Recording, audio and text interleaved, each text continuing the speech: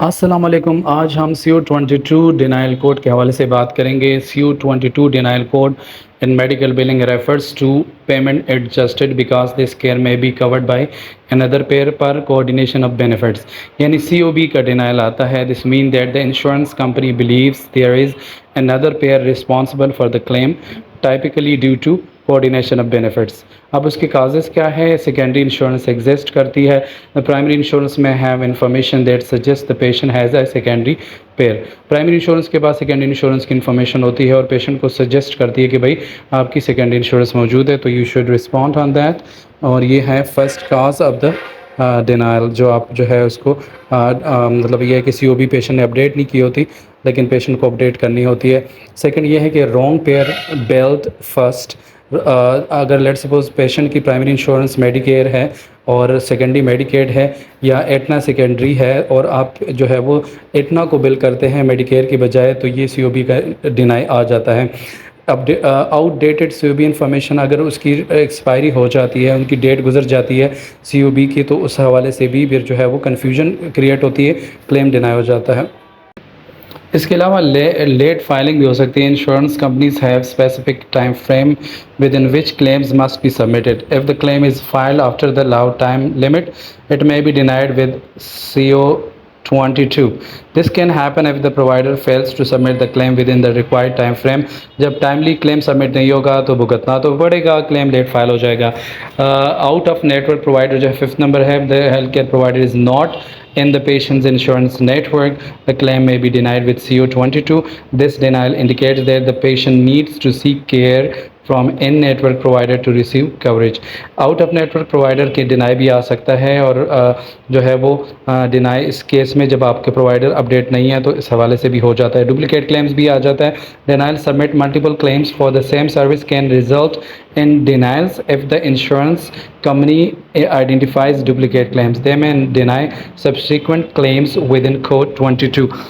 जब आप multiple claim submit करेंगे सेम सर्विस का और सेम इन्फॉर्मेशन के साथ, तो क्लेम जो है वो सम केस में जो है वो 22 का भी डिनाइल इस केस में भी आ सकता है। Termination of coverage: if the patient's insurance coverage has been terminated or expired, the claim may be denied with Code 22. This can occur if the patients did not renew the policy or if the insurance company terminated their coverage.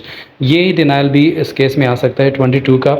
ये कुछ indication है, कुछ causes है जिसकी वजह से आपको CO22 आ सकता है। तो जब कवरेज टर्मिनेट हो जाती है तो इस तरह के 22 डिनाइल भी आ सकती है। Non covered services: certain health care services may not be covered by the patient's health care plan if the claim include services that are not covered, it may be denied with CO22। जब आप जो है वो certain health care services जो है covered नहीं होते patient plan के मुताबिक और आप क्लेम सर्विस सबमिट कर देते हैं, तो नॉन कवर्ड के सर्विसेज के जो डिनाई है वो आ सकता है CO22 के मुताबिक। पेशेंट्स कोऑर्डिनेशन ऑफ बेनिफिट के मुताबिक जो है वो बता देते हैं कि कवर नहीं है। अब स्टेप्स जो है वो एड्रेस इस कोड को करने के लिए हमें verify the patient information, insurance information, double check the patient insurance details to ensure accuracy, confirm if there is another primary insurance that should be billed first. आपको वेरीफाई करना होगा अपने इंश्योरेंस इन्फॉर्मेशन को कि कौन सी उसकी प्राइमरी इंश्योरेंस है और कौन सी उसकी सेकेंडरी है, ताकि आप टाइमली मैनर पर सही इंश्योरेंस का इंतखाब करके सबमिट करें क्लेम को। कंटेक्ट द प्राइमरी इंश्योरेंस: आप क्या करेंगे, प्राइमरी इंश्योरेंस को कॉल करेंगे, reach out to the primary insurance company to determine if they have any additional information और requirement for the coordination of benefit. They may involve submitting a claim to primary insurance and providing them with in the necessary documentation. आप क्या करेंगे, आप जो है primary insurance को call करेंगे और अगर उनको एडिशनल इन्फॉर्मेशन रिक्वायर्ड है तो आप प्रोवाइड करें और उन क्लेम को जो है वो प्रोसेस करवा दें।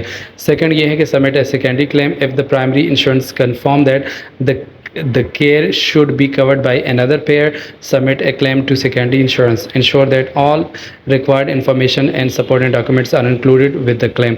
आप क्या करेंगे, सबमिट सेकेंडरी क्लेम को क्लेम सबमिट कर देंगे। अगर आपका प्राइमरी इंश्योरेंस डिनाई कर देगा कि ये कवर्ड बाय अनदर पेयर है, तो जो आपके लिस्ट में दूसरी इंश्योरेंस होगी उसको क्लेम सबमिट करेंगे। और ये मेक श्योर कीजिएगा कि जो डॉक्यूमेंटेशंस रिक्वायर्ड है, सपोर्टिंग डॉक्यूमेंट्स है, वो क्लेम के साथ आप बिल कर देते हैं। फिर उसके बाद क्या है, follow up on the claim. आपने मॉनिटर करने हैं, प्रोग्रेस के हवाले से कि सेकेंडरी को आपने क्लेम तो फॉरवर्ड कर दिया है, लेकिन अब उसका जो है कीप ट्रैक, उसका ट्रैक रखना है अपनी कम्युनिकेशंस का, और जो डॉक्यूमेंटेशन आपने प्रोवाइड की है उस प्रोसेस को, ताकि कोऑर्डिनेशन और बेनिफिट्स प्रॉपर तरीके से गाइड हो सके।